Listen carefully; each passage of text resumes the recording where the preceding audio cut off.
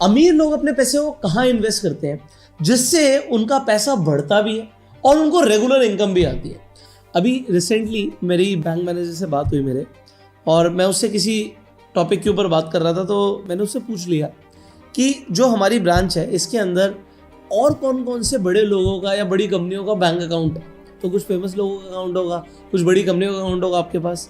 तो bank manager ने मुझे ना कुछ कंपनियों के नाम लिए जिन कंपनीज को मैं जानता था, आप भी जानते होंगे। तो उन कंपनीज का बैंक अकाउंट उसी ब्रांच में था जिस ब्रांच में मेरा अकाउंट है। अब मुझे बड़ा अच्छा लगा सुन के।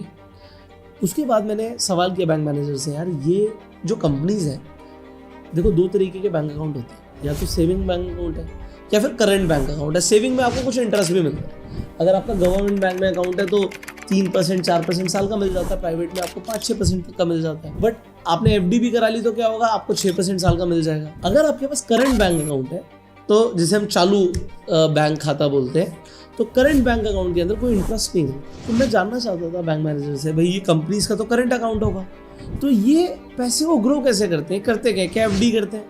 तो उसने मुझे बोला, पुष्कर भाई ये म्यूचुअल फंड में इन्वेस्ट करते हैं। मैंने कहा इतनी बड़ी बड़ी कंपनियां म्यूचुअल फंड में इन्वेस्ट कर रही है? उन्होंने कहा हाँ म्यूचुअल फंड में इन्वेस्ट कर रहे हैं। तो आज इस वीडियो के माध्यम से मैं एग्जैक्टली आपको बताऊंगा, ये जो बड़े बड़े लोग हैं, आप ये जो कंपनीज के नाम सुनते हो, इनफैक्ट आप रिलायंस का नाम सुन रहे हो, टाटा का नाम सुन रहे हो, कोई भी कंपनी छोटी बड़ी पैसे को इन्वेस्ट करके रखती है जितने भी टाइम उनके पास पैसा पड़ा हुआ है। क्यों? क्योंकि कुछ ना कुछ इंटरेस्ट आता रहता है और पैसा ग्रो भी होता है, इंटरेस्ट की इनकम भी आती है। बट आम आदमी कहता है यार थोड़े ही तो टाइम के लिए पैसा पड़ा, पड़े रहने देते हैं, क्या फर्क पड़ता है। हो सकता है आपने अपने घर में कैश रखा हो तो बढ़ नहीं रहा। अगर बैंक में पैसा रखा है तो सेविंग अकाउंट में आपको कितना इंटरेस्ट मिलेगा। अब आपको एफडी से ज़्यादा इंटरेस्ट कैसे मिले और अमीर लोग पैसे कहाँ पार्क करते हैं, ये अगर समझना है तो ये वीडियो आपके लिए। मैं आपको 5 ऐसे ऑप्शंस बताऊंगा, आप अपना पैसे इन्वेस्ट करके रख सकते हो। और एग्जैक्टली ऐसा ही बड़े बड़े लोग और बड़ी बड़ी कंपनियां भी कर रही हैं। सबसे पहले, अगर आपके पास पैसा 1 महीने से कम की ड्यूरेशन के लिए, हो सकता है कहीं से पैसा आया हो, 1 महीने बाद आपको देना है, या आपको कोई बिजनेस है, आपका कुछ रेवेन्यू जनरेट होता है, बट हर महीने के एंड में आपको सैलरी देनी होती है, खर्चे करने होते हैं, बट 1 महीने तक आपके पास पैसा है अकाउंट में, क्या उससे कोई इनकम हो सकती है? आंसर है हाँ, हो सकती है। देखिए, सबसे पहली बात तो ये मैं आपको पहले डिस्क्लेमर दे दूं, अगर आपके पास कम ड्यूरेशन के लिए पैसा है तो स्टॉक मार्केट से दूर रहिए। स्टॉक मार्केट के अंदर जब आप इन्वेस्टमेंट करते हैं तो आपका पैसा रिस्क पर होता है। मार्केट ऊपर जाएगी तो पैसा बढ़ सकता है, मार्केट गिर गई तो पैसे का नुकसान हो सकता है। और अगर आपको 1 महीना 1 साल के अंदर अंदर पैसा चाहिए तो मार्केट आपके लिए है ही नहीं। बट फिर आपको पैसा कहाँ लगाना है, इसे समझेंगे। सबसे पहले तो आपको डेट फंड्स के बारे में समझना पड़ेगा। म्यूचुअल फंड की कई कैटेगरी होती है जिसमें डेट फंड होता है। डेट के अंदर आ जाता है लिक्विड फंड। अब लिक्विड फंड किन लोगों के लिए है? सबसे पहले तो अगर आपके पास 1 हफ्ते से कम ड्यूरेशन के लिए पैसा है तो लिक्विड फंड भी छोड़ दीजिए। फिर तो आपको ओवरनाइट फंड में पैसा डालना है। अब अगर आप ओवरनाइट फंड की एवरेज देखेंगे तो 6% से तो ज़्यादा की है। मतलब अगर आपके पास 1 हफ्ते से कम के लिए भी पैसा ओवरनाइट फंड में डाल दो। अब आपको यार एग्जिट लोड लग जाता है, एक्सपेंस रेशियो बहुत होता है। पहली बात तो एक्सपेंस रेशियो ना के बराबर होता है। दूसरी चीज़, एग्जिट लोड नहीं लगता है। अगर आप जो मैं डेट फंड्स बता रहा हूँ इनमें पैसा लगाओगे तो एग्जिट लोड नहीं है। तो सबसे पहली बात ये हो गई, ओवरनाइट फंड्स किसके लिए हो गए? ये आपका पहला ऑप्शन हो गया अगर 1 हफ्ते से कम के लिए पैसा है। अगर 1 हफ्ते से लेके 1 महीने तक पैसा है तो आप ओवरनाइट फंड हटाइए, फिर लिक्विड फंड चूज कीजिए। इसमें आपको 7% तक इंटरेस्ट मिल रहा है, 7% का इंटरेस्ट ईयरली आपको मिल रहा है। तो ये भी बहुत अच्छी आपके हिसाब से रिटर्न्स हो सकती है, क्योंकि पैसा थोड़े टाइम के लिए था। अगर आप अपना पैसा इन्वेस्ट नहीं करते तो कुछ भी नहीं आता। तो यहाँ पर आपको कुछ तो इंटरेस्ट चाहिए जाएगा, महीने का आधा % से ऊपर आ रहा है। अगर 1 महीने से 3 महीने तक आपके पास पैसा है, पड़ा हुआ है, कोई प्रॉपर्टी की पेमेंट आई है, 3 महीने में प्रॉपर्टी की पेमेंट देनी है, तो क्या करूं? क्या 3 महीने में भी मैं कोई इंटरेस्ट कमा सकता हूं? हाँ, आप कमा सकते हैं। उसके लिए आपको चूज करने पड़ेंगे अल्ट्रा शॉर्ट ड्यूरेशन फंड। अब जब आप अल्ट्रा शॉर्ट ड्यूरेशन फंड में जाएंगे, अब यहाँ पे रिटर्न जो आपको दिख रही है 7% से थोड़ी सी ज्यादा की दिख रही होगी। तो यहाँ पर 3 महीने तक अगर आप फंड रख रहे हैं तो भी आपको दिख रहा है कि भाई मुझे कुछ ना कुछ यहाँ पर मेरी पैसा ग्रो हो रहा है, मुझे कुछ ना कुछ तो इंटरेस्ट की इनकम आ रही है।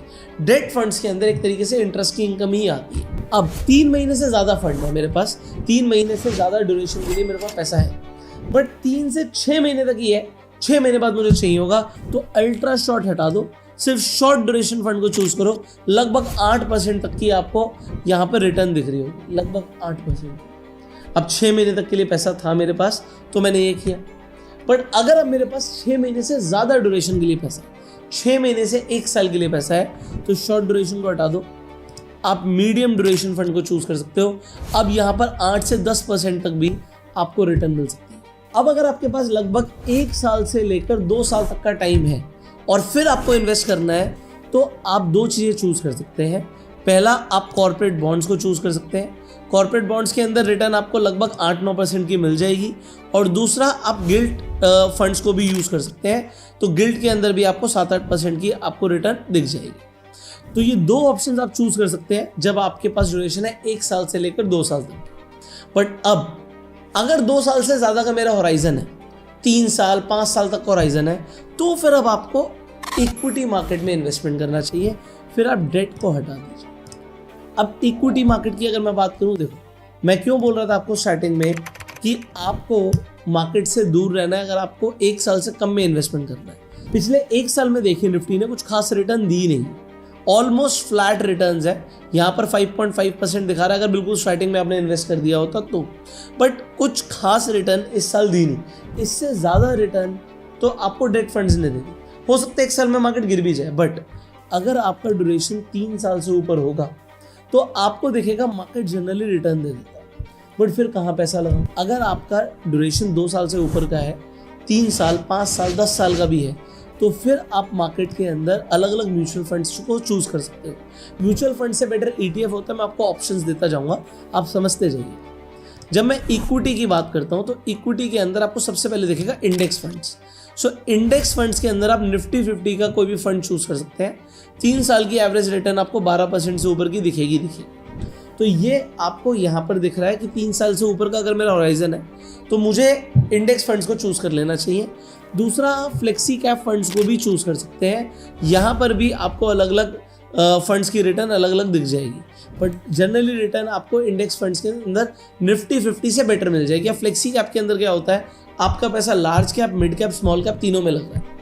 अब अगर आपकी एक्सपेक्टेशन है 10 साल से ऊपर के लिए, तो फिर आप 10 साल से ज़्यादा इन्वेस्ट कर रहे हैं तो स्मॉल कैप फंड्स को भी चूज कर सकते हैं। 17% 20% तक की आपको यहाँ पर रिटर्न दिख जाती है। सो लॉन्ग टर्म के लिए आप चूज कर सकते हैं इंडेक्स फंड्स को। इंडेक्स फंड्स के अंदर मैंने आपको बताया, इंडेक्स फंड्स के अंदर ही आपके small cap, mid cap funds भी आ जाते हैं। निफ्टी 50 भी आपका इंडेक्स फंड ही है, ठीक है। तो निफ्टी के अगर आप फंड में इन्वेस्ट कर रहे हैं, फ्लेक्सी कैप में कर रहे हैं, तो आप इक्विटी मार्केट में इन्वेस्टमेंट कर रहे हैं, एक्सपोजर ले रहे हैं, तो आपको ग्रोथ के चांसेस ज़्यादा है। तो आई होप आपको समझ आ गया होगा कि अगर आपका ड्यूरेशन लॉन्ग टर्म का है तो आप चूज कर सकते हो इंडेक्स फंड्स को या फिर इक्विटी के अंदर फ्लेक्सी कैप फंड को।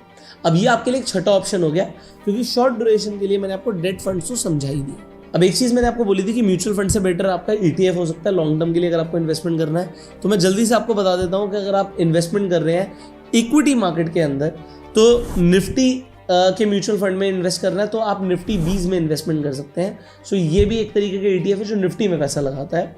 मिड कैप में इन्वेस्ट कर रहे हैं तो आप मिड कैप ETF में पैसा लगा सकते हैं, और अगर आप स्मॉल कैप में इन्वेस्ट कर रहे हैं तो आप HDFC SML 250 में पैसा लगा सकते हैं। तो यहाँ पर क्या होता है, एक्सपेंस रेशियो कम होता है, एग्जिट लोड नहीं होता, तो ETF बेटर हो जाते हैं। ETF में हमने अलग से वीडियो भी बनाई है, आपको आई बटन पे और एंड स्क्रीन पर मिल जाएगी। फाइनली, अगर आपको इन्वेस्टमेंट करना है म्यूचुअल फंड्स के अंदर या ETF में, तो आप कैसे करेंगे? उसके लिए आपको एक डीमेट अकाउंट चाहिए। जब आप यहाँ पर स्क्रीन पर देख रहे होंगे, आपको एडिटर दिखाएंगे कि अगर आप ETF में इन्वेस्टमेंट करते हैं, म्यूचुअल फंड में इन्वेस्टमेंट करते हैं, तो आप उसमें SIP भी शुरू कर सकते हैं। जैसे कि आपको 500 रुपये महीने की SIP करनी है, 1000 रुपये की करनी है, 10,000 की करनी है, ये सब आप कर सकते हैं अगर आपके पास एक म्यूचुअल फंड है। और आपको डायरेक्टली लमसम इन्वेस्टमेंट भी करना है तो भी आपको क्या करना पड़ेगा, उसके लिए आपको एक डीमेट अकाउंट चाहिए होगा। आपको फ्री डीमेट अकाउंट का लिंक डिस्क्रिप्शन और पिन कमेंट में मिल जाएगा। आप जाके अपना डीमेट अकाउंट खोल सकते हैं और आप म्यूचुअल फंड में इन्वेस्टमेंट कर सकते हैं, ETF में इन्वेस्टमेंट कर सकते हैं और अपनी SIP भी शुरू कर सकते हैं। फॉर एग्जाम्पल SIP क्यों बेटर होती है, क्योंकि अगर आप 5,000 की भी SIP कर रहे हैं और वो 12% की भी रिटर्न दे रही है, तो 5,000 की SIP से भी लॉन्ग टर्म में, एग्जाम्पल 20 साल में आपका कॉर्पस 50 लाख रुपए तक का हो सकता है। सो यहाँ पर SIP में पावर ऑफ कंपाउंडिंग आ जाती है। तो ये एक बहुत बड़ी चीज़ है जिससे अमीर लोग और अमीर होते जा रहे हैं, क्योंकि वो पैसे को मल्टीप्लाई करते जा रहे हैं। आप भी पैसे का मल्टीप्लिकेशन कर सकते हैं अगर आपने भी SIP शुरू करी। आज ही आप डीमेट अकाउंट ओपन कर लीजिए, लिंक डिस्क्रिप्शन पिन कमेंट में है, और आप म्यूचुअल फंड्स या ETF में इन्वेस्टमेंट शुरू कीजिए। इस वीडियो को शेयर कीजिएगा जिससे मैक्सिमम लोगों को समझ आए कि पैसे को खाली नहीं छोड़ना, पैसे को इन्वेस्ट करके रखना है। You can subscribe this channel, click on the bell icon. You go self made, enjoy.